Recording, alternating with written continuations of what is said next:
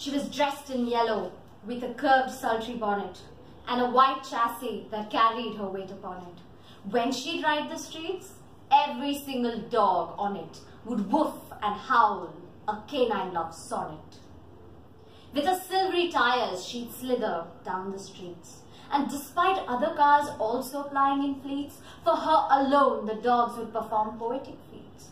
They'd go on their foes and recite Milton and Keats. Some of the dogs would try to pee on her tires, to ignite within her engine sensual fires. They'd woof, they'd howl like orchestrated choirs, but from the depths of her engine, she knew they were liars. The other cars passed remarks unflattering and snide. They were envious of her, and it was a feeling they couldn't hide. They advised her to let go of a false sense of pride, to settle for one of the dogs and concede to be his bride. But she, being mechanically well endowed and blessed, had much more mileage than the rest. She knew they meant well, but she knew what's best, and to prove it, she put the besotted dogs to test.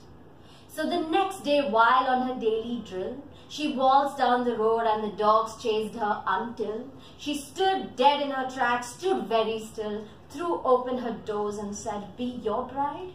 I will." She then switched to reverse gear, edged towards the dogs and came very near. "You love me, don't you, my dear?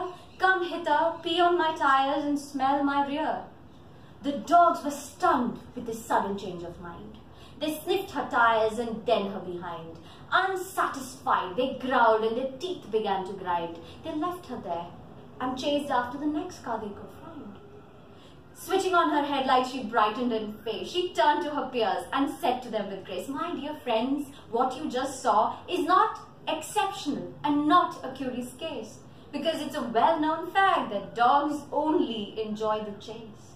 So understand this once and for all and be wise. Do not fall for canine attention. It is complete lies. And the next time to woo you a canine tries, don't give him your heart. A chicken leg would suffice." Thank you.